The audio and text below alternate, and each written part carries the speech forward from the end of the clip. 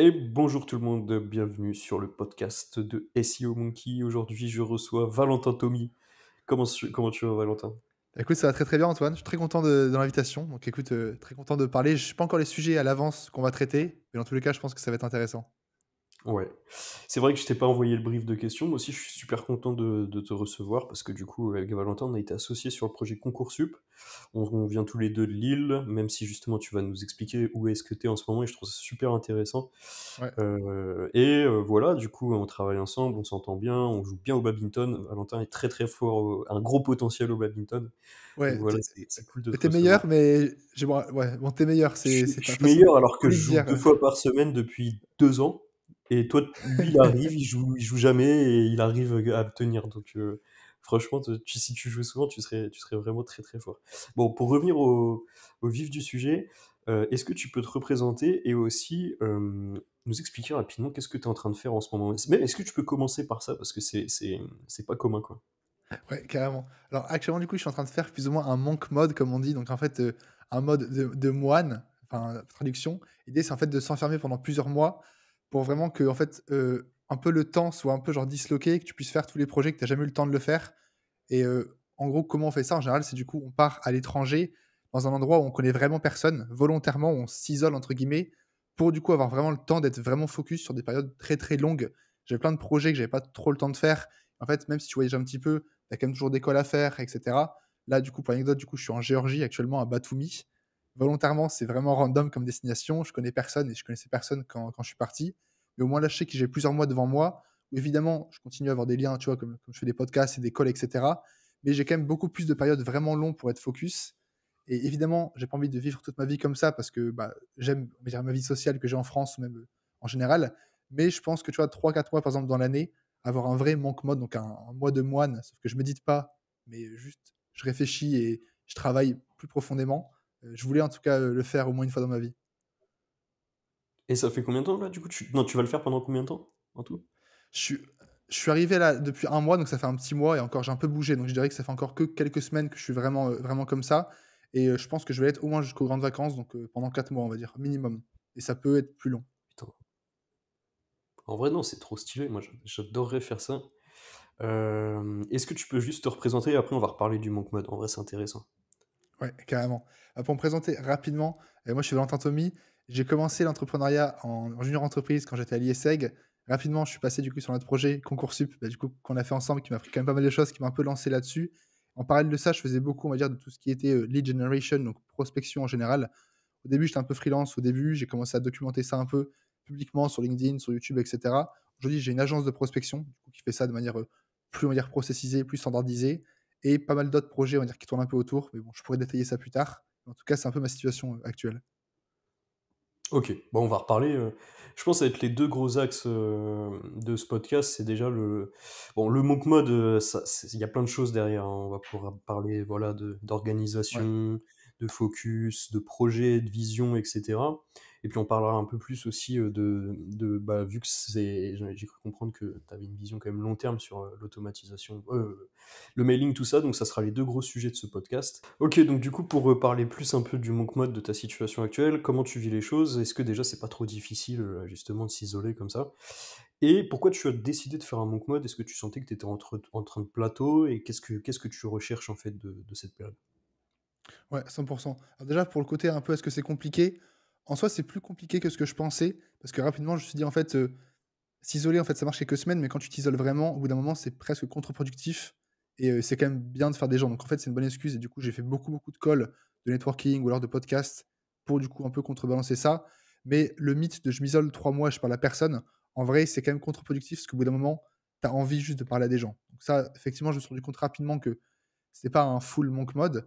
Mais pourquoi je l'ai fait? Alors à la fois parce que je sentais que moi déjà, j'avais plein de sujets un peu sous le tapis et j'avais jamais le temps de le faire et c'était également un peu une question aussi, alors ça c'est un peu plus profond, mais genre d'identité dans le sens, quand tu voyages et que tu changes totalement d'écosystème, là, je connais plus les mêmes personnes, je vis plus au même endroit, donc je peux vraiment devenir la personne que je souhaitais être. Parce qu'en fait, il y a que mon imagination qui peut le définir et j'ai plus le contexte qui me force à l'être. Et du coup, comme j'avais des questions dans le sens plus d'un point de vue, par exemple, business sur, concrètement, ce que je voulais faire, mon agence, elle marchait bien, est-ce que je veux continuer à faire mon agence ou est-ce qu'il y a d'autres modèles que je veux développer? Pas mal de questions qui nécessitent de un beaucoup de temps de réflexion et surtout le fait de pas être influencé par, d'autres personnes. Ça, c'était volontaire du coup et là, effectivement, je suis pas très influencé, on va dire. OK. Et alors, du coup, ouais, concrètement, tu te retrouves dans un pays étranger. Pourquoi tu as choisi la Géorgie, justement? C'est parce que c'est il y a rien à faire là-bas? Tu te dis: «Au moins, je vais pas être di on va pas me diverti», tu vois? Je pars pas à Ibiza ou Ouais, pour le coup, j'ai pas beaucoup d'explications. Effectivement, j'avais vécu un peu à Bali et par exemple, Bali, tu peux pas faire un monk mode à Bali parce que ça marche pas du tout. Les gens, ils font que la fête ou alors enfin, tu entouré de beaucoup de gens. Là, en l'occurrence, voilà, t'as pas de Français, il y a personne que je connaissais en Géorgie, donc j'étais certain, on va dire, de pas être tenté par des personnes qui me disent: «Hello, tu veux faire ça?» et cetera. Donc franchement, j'ai regardé la carte, je me suis dit: «Géorgie, ça a l'air sympa». J'ai pas beaucoup d'autres explications pour le choix de la Géorgie, mais c'est très, très beau en tout cas, je le recommande. ouais. Et est-ce que tu profites de cette période pour, te recentrer sur toi-même, tu vois, aussi physiquement, genre, prendre soin de toi, faire du sport et tout? Ou tu vraiment en mode, c'est que, comment on pourrait dire, mental, pour le travail, la réflexion? Ouais, totalement. Ouais, pas surtout physique, mais ça l'est beaucoup et en vrai, c'est aussi avant tout pour moi. Tu vois, par exemple, je faisais pas avant de sport, je faisais pas assez de sport, on va dire, à mon goût et je voulais aller à la salle et j'ai jamais eu le temps de le faire. Comme là, j'arrive dans un nouveau pays, je connais personne, je me dis: «OK, bon, maintenant, je suis une personne qui va à la salle». J'ai aucune personne autour pour me dire, on va dire: «Bah, c'est bizarre, pourquoi tu vas à la salle? Avant, tu y allais pas vu que personne me connaît». Du coup, là, tous les jours, je vais à la salle, tu vois? Ce que j'ai jamais fait. Et c'est beaucoup plus simple de le faire parce que du coup, je ne connais que ça, tu vois? Dans ma réalité en Géorgie, je suis juste Valentin qui va à la salle, qui médite le matin et qui fait ses étirements et du coup, en vrai, c'est beaucoup plus simple d'avoir des bonnes habitudes quand tu reprends vraiment de zéro, on va dire. OK, ça marche. Et alors du coup, qu'est-ce que tu cherches de ce monk mode? Est-ce que tu as des objectifs?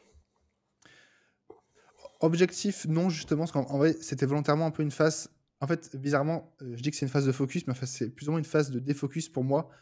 Dans le sens, je voyais que par exemple, là, dans le contexte plus, là, c'est plus pro, mais, l'IA a quand même changé énormément de choses, surtout dans le secteur, la lead generation, ça va très, très vite. Automatisation IA, tu peux vraiment faire des choses extraordinaires, on va dire, actuellement avec. Surtout récemment avec les agents IA, ça a beaucoup changé la donne pour la prospection et également, je me posais la question de quel modèle j'ai envie de développer parce que le modèle, du coup, agence classique de done for you, donc du coup, je fais pour la personne à 100, il me plaît. Mais alors j'en parlerai peut-être un peu avant, mais mon modèle, moi, c'est pour l'instant, j'ai pas envie de recruter. C'est un choix que j'ai fait, je pourrais d'ailleurs le détailler après, je pense que c'est intéressant. Et du coup, ma question, c'était, au vu de, par exemple, de l'audience que j'ai et du secteur dans lequel je suis, est-ce que faire quelque chose de type agence, c'est le meilleur business pour moi? Pour l'instant, j'ai pas encore la réponse, mais du coup, le fait de m'isoler, l'objectif, c'était que je reparte pas d'ici, par exemple, tant que j'ai pas défini clairement le modèle que je voulais vraiment adopter, du coup, durant les prochains mois ou prochaines années, parce que je pense que je l'ai pas encore choisi précisément. OK, OK, très clair. Hem, c'est intéressant en tout cas cette démarche. En vrai, c'est bien parce que j'en connais pas, personnellement des gens qui ont fait ça. Donc ça montre que tu as quand Bah, même, le plus connu, quand même c'est Guillaume ouais, excuse. Houbèche, en soi, qui en parle beaucoup. Ah, il en fait beaucoup, il en fait chaque Bah, année? ouais, Guillaume Houbèche, bah, à chaque fois, il part, 4 mois à Cape Town et il dit que c'est un peu son monk mode. Il en parle beaucoup et ça m'a quand même pas mal inspiré à le faire. Il le fait tous les ans? Ouais, c'est ça. Tous les ans au C'est même endroit, énorme. 3-4 mois, focus. C'est énorme, hein, 3-4 mois, tous les ans, dans un pays Oui, comme c'est ça beaucoup, avec hein, ouais, pour le coup, ouais, carrément. surtout quand tu as une boîte, qui tourne.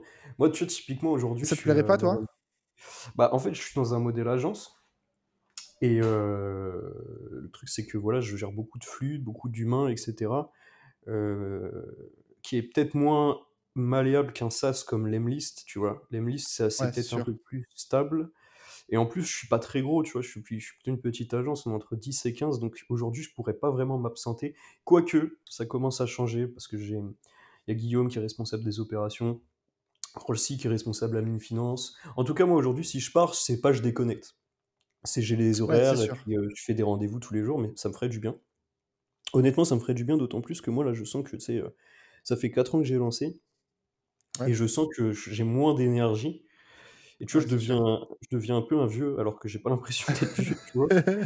Mais, en gros, tu sais, j'ai moins la patate, tu vois? Quand tu le lances en mode, tu as trop d'énergie, tu peux enchaîner les Ouais, rendez-vous, les calls et tout et j'ai peut-être un peu plus là, tu vois, l'aspect un peu sagesse où, tu sais, j'ai peut-être plus des bons conseils à donner à des gens qui ont la patate, heu et du ouais, coup, ça me ferait ultra du bien, ouais. J'aimerais vraiment bien alors peut-être pas faire un monk mode, parce que, tu vois, je pourrais pas m'isoler de l'équipe, mais pourquoi pas, en effet, ouais. partir, sur une longue durée, et de te dire, «OK, je vais vraiment reprendre du temps pour moi, je vais changer un petit peu de contexte, de quotidien pour justement, comme tu dis, repartir sur des bases, un peu plus, mais ouais, moi je sais que j'aimerais Ouais. beaucoup, beaucoup, beaucoup, beaucoup le faire, ouais.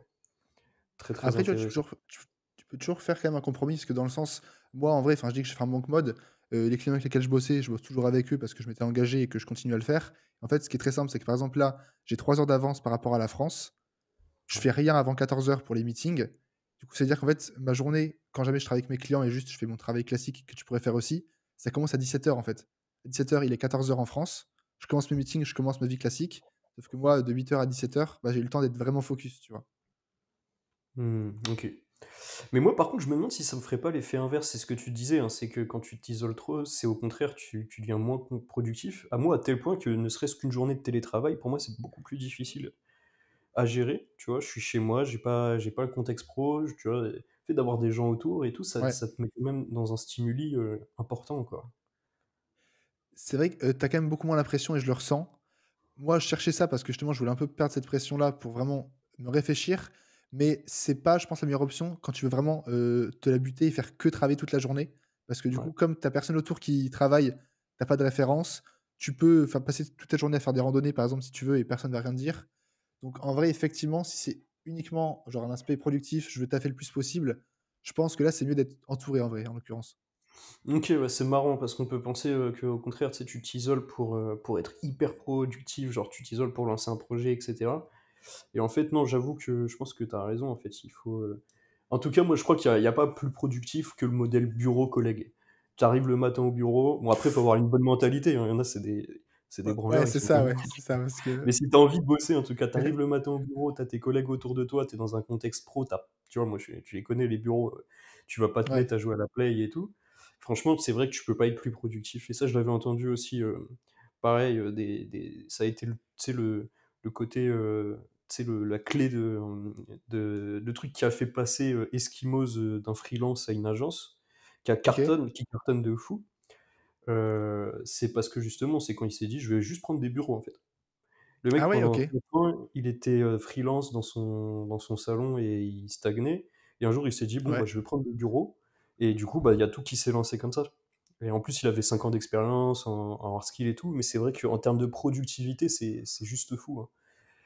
Ouais, Heu, bon, sincèrement, franchement, je pense que j'ai jamais aussi bien bossé que dans les bureaux de SEO Monkey. Enfin, tu vois, faut pas faire la pub pour effectivement, quand tu vois que les gens autour de toi qui taffent, bah, tu es là, tu es bah, ouais, assis, tu taffes, tu vois? Donc c'est plus simple. mais clairement et en plus, là, on est en train de changer de bureau, mais je t'en ai parlé, mais ça va être sympa. Ouais. OK et alors, pour, revenir un peu à tes projets, est-ce que déjà tu crois que cette période de ta vie, elle va te faire évoluer? Du coup, tu étais parti sur un modèle freelance puisque tu voulais pas recruter. Est-ce que tu voudras rester, tu penses, dans le service? Je veux pas t'influencer vu que justement tu préfères réfléchir tout seul, je vais pas te donner de mon avis et tout, mais Ouais. est-ce que tu un truc qui t'oriente, tu vois, genre plus SaaS, plus service, plus tranquille, plus, genre en mode, je vais construire un empire ou alors au contraire je vais construire, ma vie, en mode, petite famille, prendre du temps pour moi et tout? Comment tu vois les choses toi? Ouais, non, pour l'instant, on est quand même pas là et alors ça, c'est dans un coin de ma tête, mais ça sera plus tard parce que les barrières à l'entrée sont trop élevées et même si bon, si jamais je fais un SaaS, ça serait qu'un associé qui est technique. Pour l'instant, c'est quand même pas trop le sujet parce qu'en vrai, je maîtrise vraiment pas du tout le sujet.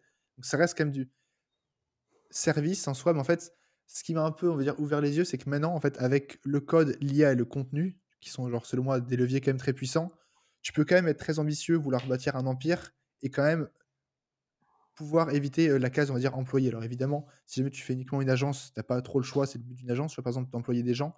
Mais tu vois, genre, alors pour aller aux extrêmes, tu vois, les infopreneurs, tu peux être ultra ambitieux, être un infopreneur et faire, on va dire, autant, voire peut-être beaucoup plus qu'une agence et faire ça seul. Tu as plein de modèles un peu différents, des personnes qui sont plus, du coup, accompagnement done with you, par exemple. Donc, je le fais avec toi, mais tu peux quand même scaler ça avec de la vidéo, du contenu et cetera. Et il y a aussi l'autre point et c'est pour ça que je me présente comme une agence et pas comme un freelance, parce qu'actuellement Offbound, c'est quand même une agence productisée dans le sens, je m'adapte pas aux besoins du client. Les agences marketing que j'accompagne, c'est une seule offre. J'ai une seule offre que je fais pour tous mes clients. C'est genre, un pricing par mois. Si on travaille ensemble, on fait ça, il se passe ça et cetera. Donc c'est beaucoup plus standardisé et ça me permet, je pense, de prendre potentiellement beaucoup plus de clients qu'un simple freelance. Donc j'ai un peu tous ces modèles-là qui sont exploitables et après du coup à moi de voir un peu ce que je veux faire. OK. Et alors, là, tu quel âge et tu es où dans tes études? Ouais. Actuellement, du coup, j'ai 20 ans, bientôt 21 ans. Donc, c'est vrai que ça allait plutôt moins rapidement et pour mes études, du coup, alors initialement, j'étais en césure, du coup, j'étais à l'IESEG et il se trouve qu'en fait, ils voulaient me faire revenir, pendant ma césure parce qu'il fallait que je rattrape des événements. J'aurais dit que ça allait pas le faire, du coup, officiellement, j'ai arrêté l'IESEG. Donc là, c'est définitif, on va dire. Ah, tu vas pas reprendre? Tu as arrêté? Enfin, normalement, on devait faire une césure, mais de un, je savais que dans tous les cas, enfin, il y avait presque aucun monde où après la fin de mes césures, on va dire, je revenais à l'IESEG, enfin, surtout qu'il me restait encore 3 ans presque à faire et ça aurait été quand même très, très long et en plus, ils voulaient me faire revenir là, du coup, actuellement, parce que j'avais des rattrapages. Je leur ai dit: «Bah, c'est pas possible, je suis juste pas en France». Ils ont pas trop voulu comprendre, donc je vais pas détailler, mais du coup, en l'occurrence, ça a fait, comment dire, qu'accélérer ma décision. Dans tous les cas, je savais que je le ferais plus ou moins. Donc, ouais, actuellement, du coup, bientôt 21 ans et l'école, on va dire, c'est, derrière moi. OK, donc là, tu pars en mode, ça y est, tu sais que tu vas te monter en plus une boîte. OK, c'est Ouais, c'est ça. intéressant. Est-ce que tu verrais un truc, donc je vois bien que tu cherches un truc un peu chill, en fait. J'ai pas l'impression que tu sois là en mode, «Je vais me buter au taf». En vrai, ça, c'est un peu la définition, enfin, le débat que n'importe quel entrepreneur a, en fait. À quel point je veux me buter ou pas, dans le sens, j'ai envie de trouver des choses qui me passionnent et de faire un truc très, très grand et ambitieux. Mais en soi, effectivement, je suis plus ambitieux que beaucoup de gens quand je me compare, mais quand tu te compares aussi, il y a des gens qui peuvent, taffer, 15 heures par jour non-stop parce qu'ils sont uniquement motivés par, le chiffre d'affaires qu'ils font à la fin du mois. En vrai, moi, le problème, c'est que c'est pas trop ça qui me drive. Il y a d'autres choses qui pourraient me driver, je pense, et m'encourager à taffer beaucoup et à construire quelque chose de gros. Mais, l'argent, c'est pas tellement on va dire un driver et d'ailleurs, je pense que c'est ton cas aussi, parce que j'ai écouté un podcast récemment où tu disais que toi, c'était pas forcément pour l'argent que tu faisais ça. D'ailleurs, je suis curieux de Ouais. savoir pourquoi, du coup? Je pense qu'on a à peu près le même profil. Moi, j'avais dit que c'était pour l'aventure. Parce qu'en fait, j'ai lu un livre tu sais, c'est la biographie de Richard Branson et en Ouais? fait, c'est un aventurier, mais je crois que je t'en avais déjà parlé de cette biographie, non? Heu, peut-être, je sais pas, vas-y. Enfin, tu sais, j'en parle, généralement, et en fait, c'est un mec, tu sais, en gros, sa vie, c'est un film, quoi. Genre, Ouais, il vit dans des endroits différents, il fait des trucs, genre il traverse l'Atlantique en montgolfière, heu, tu vois? Il a fait plein de projets et ouais, tout, et moi, c'est ça qui me fait kiffer, c'est de me dire, «OK, on va avoir une vie un petit peu mouvementée». C'était ça mon moteur à la base, mais par contre, attention, par contre, quand même, parce que quand tu commences à créer une boîte, tu peux aussi être emprisonné parce que du coup, tu as pas envie de faire marche arrière. Tu as bâti quelque chose, tu vois? Tu te retrouves avec quelque chose qui marche bien. Il faut quand même réussir aussi si tu veux atteindre un point justement qui te permette de développer plusieurs projets, tu vois? D'avoir plusieurs trucs, tu vois? Un seuil de stabilité qui est assez dur à atteindre, et donc tu peux aussi tomber dans l'inverse où, bah, tu es complètement, emprisonné par ton projet, tu vois? Plutôt que d'être libéré comme tu vois, c'est je pense nos envies mutuelles, ça peut devenir complètement l'inverse, en fonction, tu vois, de si tu as des problèmes de trésor, si tu as comme moi aujourd'hui, tu vois, petite équipe, petite trésor, ouais, c'est l'effet inverse. Je suis beaucoup moins libre, que n'importe quel CDI, au monde, tu vois? ouais, c'est ça. L'entrepreneur, il est moins libre, qu'un employé, dans 99, enfin dans 80 des cas, tu vois? C'est ça. Mais, Bah, c'est vrai que ça, pour le coup, de un, ça me fait peur et de 2, en fait, pour être honnête, c'est vraiment ce qui s'est passé parce que, début d'année, j'avais quand même trop de taf avec mon agence. Du coup, je voulais quand même déléguer avec des freelances ou alors d'autres VA et cetera. Rapidement, je l'ai fait et j'ai vu que ça me plaisait pas, enfin, ça me plaisait pas trop. J'ai essayé, on va dire, de repasser sur un modèle, on va dire, plus simple que j'ai actuellement et en fait, c'est aussi pour ça que j'ai pris ce monk mode parce que juste, en début d'année, par exemple 2025, je voyais que là, la prochaine étape, si jamais je voulais développer ce projet-là, c'était quand même d'employer des personnes. Alors au début, tu peux prendre des freelances ou des CD, enfin, pas trop de CDI, mais des freelances, peu n'importe. L'idée, c'est qu'il fallait recruter et justement, j'étais là: «OK, non, là, en vrai, j'ai envie de faire un peu un step back en mode, avant de prendre une décision, si jamais je le fais ou pas, je sais quand même ce que ça implique», tu vois? Parce que je le vois très bien avec toi. À la fois, ça peut être une très belle aventure, mais à la fois, il faut quand même être conscient que dès que tu fais travailler des gens, tu as quand même beaucoup plus d'enjeux, beaucoup plus d'obligations et cetera et tu peux te retrouver enfermé dans ton business. Enfin, ça arrive et ça arrive plus facilement si jamais tu as les employés. Donc c'est un peu ce qui s'est passé. J'étais là: «OK, je suis pas contre, mais il faut quand même que je me pose la question bien avant de: «Est-ce que je veux le faire ou pas? Est-ce que je veux le faire maintenant?» parce que rien ne m'empêche de le faire plus tard. Là, j'ai 20 ans. Est-ce que j'ai vraiment envie d'employer des gens pour l'instant? Je sais pas. Donc c'est aussi un peu ça qui a poussé mon monk mode et me dire: «OK, prends le temps de réfléchir avant de te lancer dans un truc, qui est quand même pas mal engageant», on va dire. Ouais, ouais, ouais. Ouais, je pense que tu fais bien. Euh, Et qu'est-ce que tu dirais au Valentin d'il y a 2 ans comme conseil, tu vois? Ah, ça, c'est les questions podcast, ça à chaque fois je les pose, mais à répondre, c'est terrible. Enfin, je dirais Valentin il y a 2 ans parce que les objectifs étaient quand même bien différents et je l'ai vécu récemment dans le sens, il y a 2 ans, ce que je voulais, c'était, pour le coup, faire beaucoup d'argent parce que j'associais au fait de: «OK, si jamais je fais ça, je suis certain de ne pas avoir un patron, je suis certain, on va dire, de jamais avoir un job que j'aime pas, je suis certain de pouvoir vivre où je veux» et cetera. Enfin, un peu le cliché quand tu as 18-19 ans et cetera et évidemment, alors, faut toujours le vivre un peu pour ensuite rendre compte que c'est pas l'essentiel. Mais effectivement, en fait, tu penses quand même, quand tu es jeune, que tu veux bâtir un empire et que tu es là, en fait: «Non, mais moi, je suis un travailleur, je veux taffer 15 heures par jour», en fait et le jour, tu vois, bah, ce que j'ai actuellement où, bah, je suis quand même tranquille, tu vois? Genre, même si, enfin, je suis encore au début et je suis quand même très ambitieux. Tu vois, je peux travailler normalement, être plus tranquille et vivre très bien, voyager où je veux et cetera et effectivement, en fait, tu es pas obligé de bâtir un empire et de vouloir être multimillionnaire et de taffer 15 heures par jour pour, on va dire, te sentir libre et je pense que je ne savais pas trop quand j'avais 18 ans, on va dire. Ouais, mais tu sais que c'est bien d'avoir compris ça jeune parce que, tu vois, moi, ça, typiquement, j'avoue que c'est aussi un conseil que je me serais donné plus jeune, tu vois? C'est que, tu vraiment une antagonie entre entre la liberté et l'ambition, quoi. Tu peux pas faire un gros truc sans faire de sacrifices, je pense, tu vois? Mais après, tu kiffes généralement parce que alors, je pense que c'est pareil pour toi.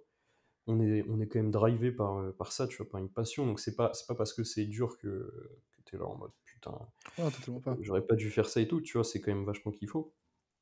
Mais par contre, je pense que liberté et ambition, c'est pas forcément, 2 choses qui sont très, tu vois? C'est presque, pas possible d'avoir les 2 quoi. Après, je Ouais, me c'est trompe ça. peut-être, toi, justement, peut-être que ton monk mode, il va t'ouvrir des réflexions en mode: «OK, je peux faire quelque chose de gros tout en ayant pas dans comme tu disais, pas d'équipe», grâce à l'automatisation, grâce à l'IA, grâce à tu connais les 4 je sais plus comment ça s'appelle. En gros, c'est, comment il Les 4 s'appelle? L, Ouais, Tugan Bara? je crois, ouais. Alors, je Ou sais pas, non, c'est pas lui, c'est un mec, Val? mais en tout cas, en C'est gros, c'est Naval les 4 Ravikant. trucs qui permettent de scaler. C'est le code. Ouais, ouais, c'est ça, c'est les 4 leviers de Naval Ravikant. Ouais, c'est ça, de Naval Ravikant. Le code, l'humain, parce que le code, bah, tu peux faire beaucoup, tu peux multiplier ton par exemple, un sas et cetera. L'humain, Ouais. parce que l'humain, en effet, tu peux aussi multiplier, tu vois? Tu peux avoir, énormément d'équipes. L'image, enfin la Le brand, média, il dit. communiquer, les Ouais. médias, tu peux faire, le même temps de travail, avoir beaucoup plus de conséquences et la quatrième, je crois que c'est, l'argent. En gros, tu peux Ouais, réinvestir, le capital, ouais, c'est ça. le capital, l'effet levier et tu vois, parmi ces 4 leviers, je pense que l'humain est le plus chiant, en fait, à gérer, tu vois? Parce que le code, en vrai, tu as un truc qui roule, tu es tranquille, tu vois? Le capital, c'est pareil. L'image aussi est très chiante à gérer parce que s'exposer, on connaît tous l'adage, «Pour vivre heureux, vivons cachés», je trouve que c'est vrai, en vrai. Ouais. Je pense pas que ce soit, je pense pas, tu vois? En vrai, l'humain et et heu entre guillemets l'image ou je sais plus comment ça s'appelle, le média, Ouais, le je pense média. que ce sont les 2 piliers de scaling qui sont les plus, chiants à gérer, en fait. Donc typiquement, moi, si je voulais lancer un business, tu vois, que je me disais, si tu veux faire un gros truc sans avoir à trop, tu vois, en essayant de garder un max de liberté, je viserais le code et je viserais le capital, sachant que le capital, j'en ai pas, tu vois? Quand tu te lances, donc un truc qui fait de l'argent grâce au code et que par contre l'argent tu l'utilises pas juste pour, tu vois, tu viens réinvestir le truc. Je pense que Ouais. c'est le système le plus chill que tu puisses avoir, en mode, Sur liberté. le média, je suis pas tellement d'accord sur le média, je t'expliquerai après, mais juste pour revenir sur Naval Ravikant, effectivement, je sais plus quand j'ai lu ça, mais depuis que j'ai les 4 leviers en tête, en vrai, je pense qu'à ça et ça en fait, ça simplifie vraiment ta vision de ce que tu veux faire et pour le coup, ma vision elle est simple, c'est que dans tous les cas, si tu fais du service, tu vois, comme on le fait, alors ça doit être, on va dire, du consulting, tout ce que tu veux. En vrai, le capital, c'est quand même pas très important parce que, en vrai, service, tu rentable day one, donc capital est moins important.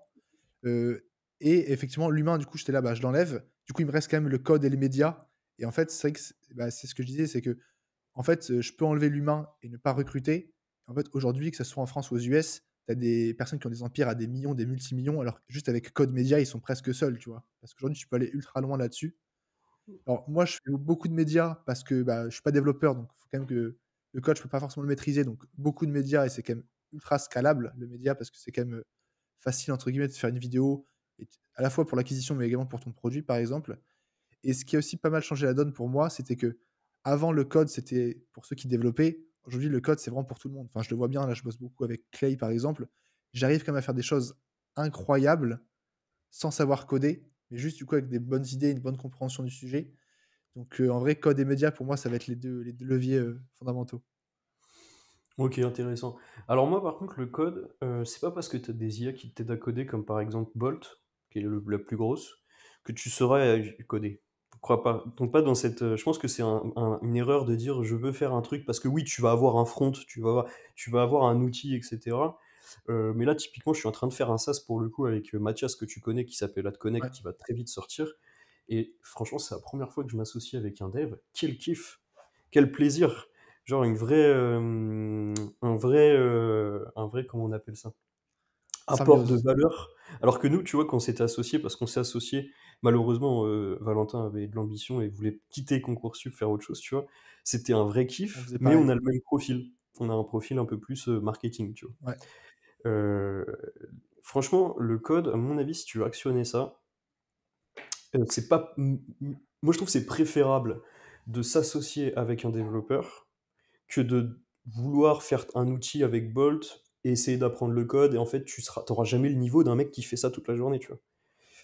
Et un développeur qui utilise Bolt, c'est complètement différent qu'un mec qui sait juste un peu lire des lignes de code et qui utilise Bolt. C'est qu'en fait, il va gérer toute la structure, de son code, alors que toi, en codant, tu gérerais aucune structure, tu vas avoir plein de lignes de code qui vont se générer.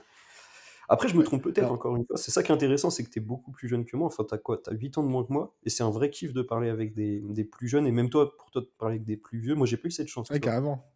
Ouais. Et moi, je suis content de pouvoir parler avec quelqu'un comme toi, qui a vraiment, tu vois, qui est très curieux et tout, mais qui est plus jeune, parce que ça se trouve, je me trompe, et que toi, tu vois, vu que finalement, ça se trouve, la tendance fait que, bah, non, en fait, il faudra plus avoir un profil, créatif pour pouvoir coder, plutôt qu'un profil hard skill développeur. Bah Je sais pas ce que tu en penses de ça? ouais, justement, en fait, parce que pour le code et enfin, je dis ça parce que j'ai relu le livre, récemment, donc je peux t'en dire. En fait, ce que dit Naval, c'est que c et en fait, le code, c'est pas seulement coder, en fait, il définit le code avec tout ce qui a un coût marginal qui est égal à zéro. Donc tout ce qui ne te coûte pas d'argent ou de temps pour être dupliqué. Donc le code, c'est le truc numéro un, parce qu'un SaaS, que tu le vendes à une personne ou à 100 personnes ou à 1000 personnes, c'est pareil. Mais si tu utilises du code ou des logiciels, en soi, c'est plus ou moins pareil aussi. Évidemment, moi, quand je sais que j'utilisais le code, je touche à très, très peu de lignes de code parce qu'effectivement, tu as beau faire du code avec ChatGPT, en fait, si tu es pas développeur, tu comprends pas. Et en fait, par contre, faire des choses, des systèmes qui ont un coût marginal qui est égal à zéro et que je peux dupliquer, je considère ça comme du code et ça, je peux le faire. Par exemple, avec Clay, qui est un truc très pour être précis, avec mon agence, si je mets un système en place qui automatise à 100 les prospections, par exemple, d'une agence vidéo, et automatiquement, il y a tous ces process-là qui vont être faits, je vais mettre beaucoup de temps à le faire, mais une fois que je l'ai créé, je peux le dupliquer presque comme un SaaS. J'ai juste à changer, on va dire, les entrées, et cetera. Donc c'est plus dans ce sens-là, quand je dis que j'utilise le code, plutôt que du pur code, du dev, on va dire. OK. En vrai, c'est intéressant ça, parce que moi, j'ai une agence, et en fait, oui, tu peux sassifier une agence. D'ailleurs, tu peux même Ouais, sassifier l'humain. Par exemple, Eskimos, ils ont sassifié l'humain en créant un outil interne, ouais, et en fait, le matin, tu te connectes un peu comme quand tu es étudiant.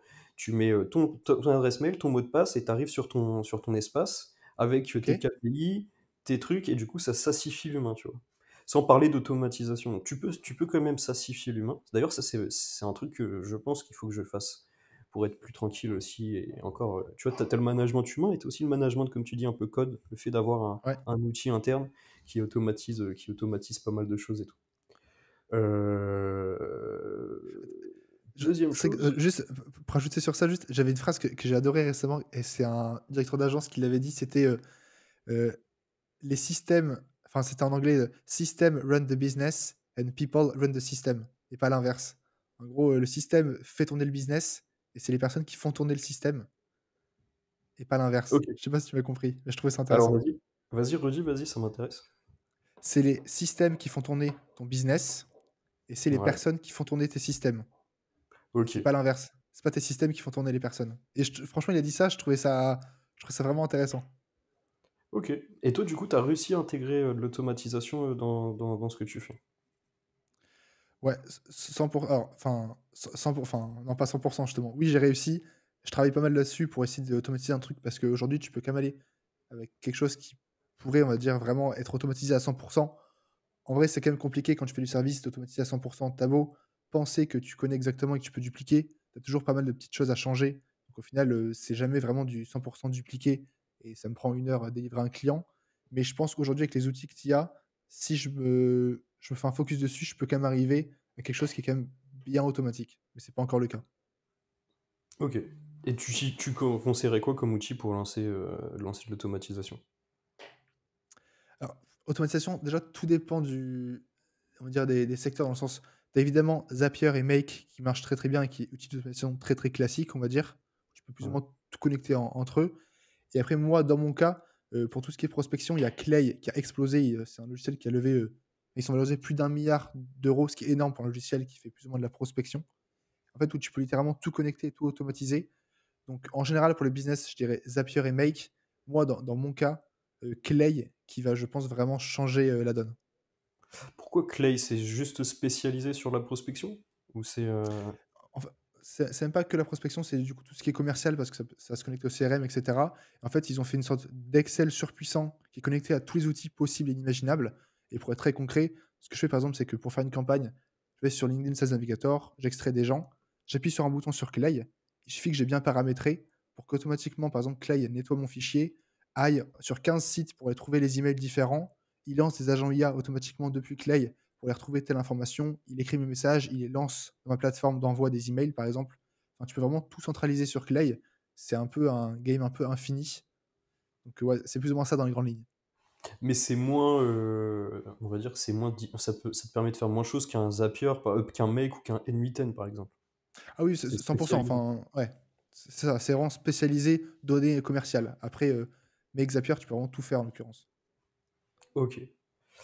OK, et ça t'intéresserait toi potentiellement de changer de secteur, que tu sais, de la prospection mailing pure et dure, tu verrais, potentiellement, si tu restes dans le service et que tu décides d'automatiser un peu la prestation de service? Heu, Ouais, c 100 c'est vrai que je me pose aussi ces questions dans le sens, le cold email en vrai malgré ce que les gens pensent, ça marche quand même très bien et c'est quand même très, très facilement automatisable. Enfin, par défaut, c'est quelque chose que tu peux vraiment automatiser et processiser, vu que tu fais la même chose pour les clients, à quelques détails près.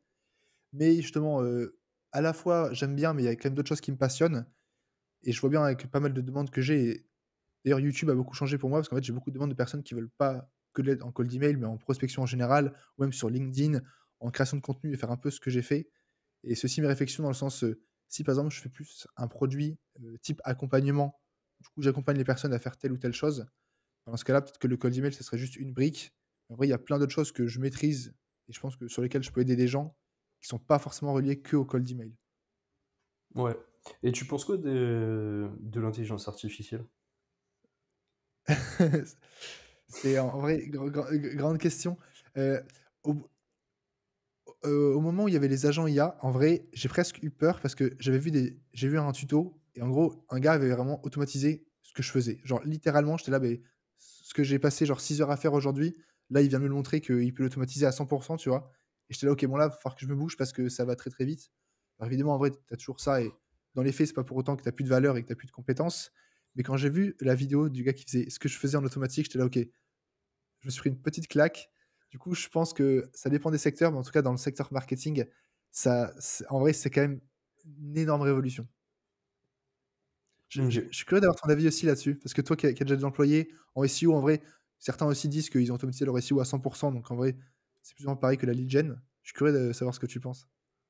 Ah bah, vu que non, le SEO, vu que tu as pas mal de création de contenu, alors je sais pas la lead gen quand tu parles, mais en tout cas, de notre côté, on peut pas tout automatiser, on peut accélérer grâce à l'automatisation et l'IA.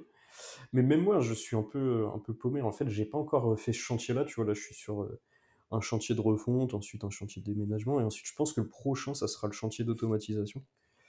Heu, D'après ce qu'on m'a dit, N8N, c'était vraiment un bon outil, Ouais, qui se connectait bien avec les API, mieux que Make, d'après ce qu'on m'a dit. C'est vraiment ouais, l'outil, c'est ça. apparemment de référence. En même temps, tu vois, je vois des gens comme toi qui vont conseiller des outils spécialisés, tu vois? Plutôt que d'utiliser un seul N8N pour tout, bah, utiliser par exemple Claim pour la partie commerciale, puis un autre truc pour la partie, et cetera. En tout cas, moi, en fait, là, j'ai l'impression qu'on a un peu le cul entre 2 chaises, avec les agents qui arrivent et qui sont pas encore totalement là, tu vois? Et du coup, je sais pas trop quoi faire parce que je me dis: «Est-ce que vraiment je m'embête à faire un N8N alors que peut-être que là, il y a un truc qui va arriver qui existe peut-être déjà que je connais pas, qui permettrait de faire ça beaucoup plus facilement?» Et je sais pas et je sais même pas à quelle vitesse ça va aller. J'ai jamais utilisé un agent IA, tu sais, en mode SaaS, un Ouais, truc, vraiment tout fait. Claim, c'est un agent IA, en fait, non? ça. En fait, ils te permettent de te connecter ultra facilement à des agents IA. C'est un peu ce qui change, par exemple, juste littéralement, j'appuie sur une case, j'écris un prompt et ça se connecte, par exemple, à un agent IA OpenAI. Automatiquement, un truc concret que, tu vois, j'ai fait ce matin. Je vais aller scraper du coup sur le site de mon prospect. S'il a des références clients, je vais aller cliquer sur les liens. S'il a rien, il va aller sur LinkedIn de la personne, regarder s'il a des références clients. Et tu vois, tu peux faire ça de manière automatisée. Donc, mais je suis d'accord que juste les révolutions en fait vont de plus en plus vite. Dans le sens, la dernière révolution c'était l'IA, après il y a les agents IA, et après on parle de l'AGI, donc la super intelligence dans le sens, tu as un seul truc, tu lui fais une phrase et il le fait automatiquement. Ça c'est pas encore actuel, mais du coup effectivement tu peux dire, j'attends le fait que ce que je veux faire c'est juste écrire une phrase et la personne le fait en automatique. Du coup je perdrai pas de temps à automatiser avant. Mais bon, c'est toujours un grand débat on va dire de à quel point tu te plonges ou pas dans la technologie. Ouais, même là, tu vois, enfin, il y a encore, quelques mois, j'étais dans ma enfin, je me disais: «Je vais lancer le projet d'automatisation sur du Python». Aujourd'hui, je me dis Ah plus ça, ouais, tu vois? OK. Ouais, Ouais, parce que effectivement, ouais. je me dis que j'allais être plus libre que sur un Make, alors qu'il y avait déjà Make, hein. Et aujourd'hui, maintenant, je me rends compte que N8N, c'est quand même assez agile et que tu peux faire du Python sur du N8N, donc en fait, tu peux faire un truc personnalisé à fond. Mais tu vois, genre, du coup, je me dis: «Bah, demain, ça sera, des agents IA». Je vais m'y plonger, mais en tout cas, ouais, je suis persuadé qu'il y a pas mal de trucs à faire et comme tu dis, sassifier une agence, ça passe par l'automatisation, ça passe par le code et c'est assez Ouais, marrant de se dire 100%. on peut sassifier un modèle de service aujourd'hui, quoi. C'est ça. Bah, moi, en vrai, c'est un peu mon rêve de développer un SaaS, sauf que j'ai pas envie de m'associer pour l'instant et j'ai pas les compétences. Donc on va dire l'agence productisée, c'est un peu ce que je peux toucher du doigt en termes d'automatisation sans vraiment, savoir coder, on va dire. Ouais. En vrai, c'est marrant de se dire peut-être qu'il y a un vrai truc qui peut être sympa, c'est de créer un logiciel pour sassifier une agence, que je ferai par exemple sur SEO Monkey, dans le but de sassifier SEO Monkey, mais de vendre par la suite en tant que SaaS à toutes les autres agences, tu vois. Ouais, bah, tu auras un beau marché, hein. Enfin après, faut le faire l'outil, mais carrément. Ouais. Et toi, du coup, ouais, tu pas des idées de business, de SaaS? Non, toi, tu veux vraiment rester, enfin, Les tu te verrais i sortir de i ce que tu fais actuellement, genre te dire: «OK, j'ai construit quelque chose depuis 2 ans, j'arrête et je fais autre chose». Ouais, bah, en fait, bah, ultra bonne question parce qu'en fait, justement, c'est un peu la question que je me pose dans le sens, et j'ai écouté un truc ultra intéressant qui disait que le problème, c'était que les gens enfin, le véhicule que tu as est en vrai ultra important dans le sens le secteur dans lequel je suis et mon modèle, je sais pas si je fais de la formation, un SaaS ou une agence, c'est quand même les 2 choses ultra importantes et c'est pour ça que certains se butent au travail pendant, 15 heures par jour et à la fin, ils y arrivent pas et d'autres, on va dire, travaillent 1 ou 2 ans et explosent. C'est parce que du coup, tout dépend du secteur dans lequel tu es et du service. Tu vois, j'ai un copain, heu, en 2 mois, il a fait juste il vendait des agents IA, ça a explosé, tu vois? Il a fait premier mois à 30 000 €, il était à 0, 3 mois avant, tu vois? Parce qu'il avait le bon secteur et du coup, Il a commencé ce quand, que je me lui? suis bah, tu vois, on a commencé alors en même temps, sauf qu'en fait, au début, il faisait un peu lead generation, après il faisait du SEO, des sites web et cetera, il se cherchait un petit peu. Il a fait des vidéos sur YouTube, il s'appelle Quentin Gavilla d'ailleurs. Vidéo sur YouTube, il lance ça en janvier, un peu avant, février, 28 000 €, genre par mois, point, en vendant des agents IA, tu vois? Parce qu'il avait du coup le bon secteur et la bonne offre Et c'est un et développeur ou non du tout. C'est un ancien gars d'école de commerce mais alors qui comment il franchement, fait comment il fait des agents IA sans coder? bah, en fait, il a appris progressivement à comment ça marchait et en fait, il fait beaucoup de no code et un peu de code, mais il y a encore 6 mois, on avait littéralement le même niveau, si ce n'est j'étais meilleur que lui, on va dire, en compréhension du code, tu vois? Mais aujourd'hui, enfin, ça va tellement vite qu'il s'est dit: «OK, N8N, je vais devenir un pro là-dessus». Donc il maîtrise N8N, il fait des agents et ça marche, tu vois? Et du coup, il fait des agents qui peut revendre les mêmes agents à plusieurs personnes ou en fait, c'est plus un prestataire de service qu'un SaaS où en fait, il lui dit: «Bah, j'ai besoin de ça», il lui fait ça. Ça. Je Pour sais pas si je l'instant, c'est m'explique bien. 100. Ouais, non, c'est ça, exact. 100 pour l'instant, c'est 100 un prestataire de service. Donc en fait, il fait ça à la carte. Donc en mode, il dit, «Tu veux tel projet? OK, bon, bah, je vais prendre tel X heures à le faire, du coup, je te facture tant». Donc pour l'instant, c'est 100 prestataire de service. Mais évidemment, dans sa tête, il sait qu'après, c'est quand même scalable parce que tous les projets qu'il fait pour ses clients, il les garde. Donc pour l'instant, il vend juste, on va dire, tu vois, par exemple, du TJM pur pour réaliser un projet. Sauf que dans un an, quand il aura fait, on va dire, 600, enfin, peut-être 600 projets, bah, là, forcément, si les demandes se répètent, il pourra commencer à dupliquer et là, je pense que ça peut être intéressant pour lui, par exemple. OK. Et il s'appelle comment lui? Quentin Gavila, il est encore plus jeune que moi, Gavila. ouais, c'est ça et il y a 2 L. OK. Quentin Gavila, puis on se parle pas mal. OK, bah, je lui enverrai peut-être un petit MP. Yes. Trop cool. Et alors, du coup, je termine un peu toujours les podcasts sur une question un peu plus, perso. Qu'est-ce que toi, c'est quoi tes passions et est-ce que tu as des petites choses, un peu plus personnelles à nous partager?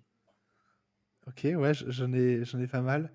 Déjà, bon, j'en parle déjà un peu sur LinkedIn, mais tout ce qui est randonnée, en vrai, je trouve ça le seul truc que je fais en monk mode, c'est par contre, je peux me prendre des journées entières pour faire des randonnées ou pour aller marcher.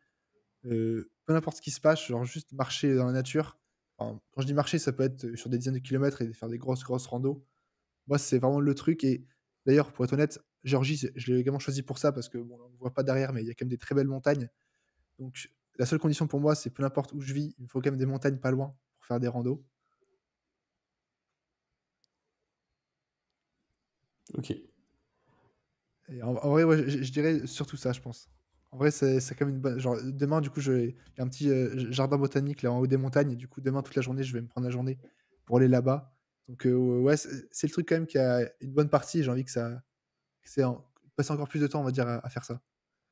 Ouais, genre ça te connecte à la nature, ça te fait du bien. Moi, j'en fais pas beaucoup, mais ça doit te vider la tête, en fait, non?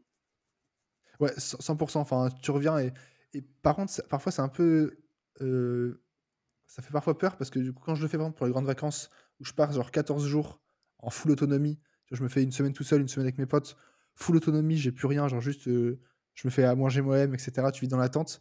Quand tu reviens et que tu es face à ton ordi, genre tu comprends pas, tu es là, mais genre tu as tellement de recul, tu es là, en fait et à chaque fois, j'ai un peu une mini crise existentielle, tu vois? Genre je reviens après genre 14 jours full dans la nature, je suis là: «Mais qu'est-ce que je fais sur mon Mac?» tu vois? À taper sur des touches, tu vois? Au final, ça revient, on s'habitue vite, mais à chaque fois, j'ai un peu ce moment de: «Putain, qu'est-ce que je fais?» OK. Et tu bien, du coup, un jour, pouvoir, ne plus justement, enfin faire plus que de la rando ou que vivre un peu comme ça, genre en mode un peu ermite, Ouais, en soi, ouais, j'aimerais bien. De toute façon, je ferai des projets un peu comme ça où je me coupe de tout et bah, tu vois, j'ai réalisé ça également récemment dans le sens, en fait, j'ai pas besoin de me buter, au travail pendant 5 ans, de vendre une boîte 100 millions pour après me dire que je peux faire des randos. En soi, là, si je voulais, je pourrais me dire que je taffe quelques mois et après je me fais en 4 mois off par an pour faire des randos, tu vois?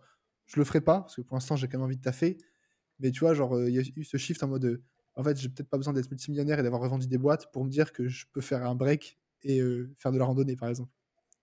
OK, trop cool. C'est Et ben, en tout cas, c'était un grand plaisir. Je sais pas si tu veux ajouter quelque chose?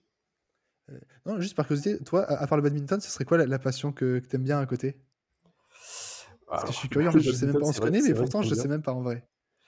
Moi, il y a un truc qui me fait grave du bien, c'est de faire des spas, tu vois? Bon, après, c'est un peu cliché, mais genre, tu te fais masser et tu te OK, fais en mode, ouais, bain froid, sauna, hammam et tout. Et ça, je sais que c'est un petit, un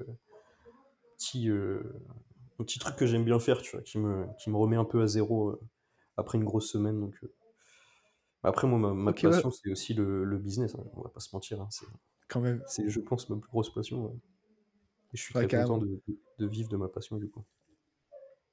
C'est vrai que ça, c'est beau. Je l'ai pas dit, en fait, j'aurais quand même pu dire création de contenu. En vrai, je pars du principe que c'est mon travail, mais en soi, si j'avais une autre passion où je pourrais faire que ça, en vrai, juste créer du contenu, Genre, j'aime vraiment bien. À partir du moment, genre, contenu vidéo, en vrai, je me sens quand même pas mal aligné, on va dire, là-dessus. OK, trop cool.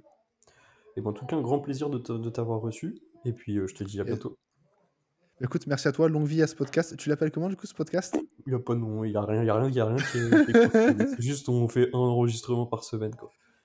Nickel. Bah, écoute, franchement, ça me va. Bah, écoute, Allez, merci encore ciao. pour l'invitation. Merci à Yes, toi. salut.